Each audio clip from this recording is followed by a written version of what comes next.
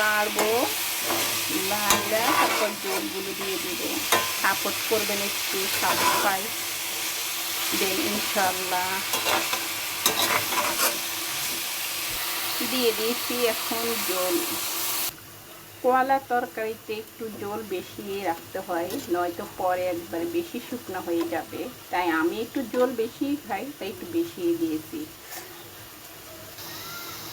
ভালোভাবে বলক আসলো, এখন জালটা একটু কমিয়ে রান্না করব। এই পর্যায়ে এখন মাছগুলো দিয়ে দিব।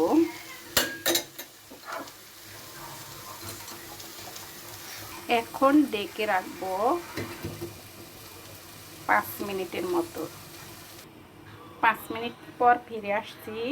এর ভিতরে আমি 2-1 বার করে লাইড়া দিছি ঢাকনাটা উঠিয়ে। দেখুন আলহামদুলিল্লাহ অনেক সুন্দর হয়েছে। জানি না কেমন দেখতেছেন। এখন অবশেষে দিয়ে দিব 1 চামচ ধনিয়ার পাখি। এখন একটু আবার লাড়া দিব। এখন চুলার হিটটা বন্ধ করে রেখে দিব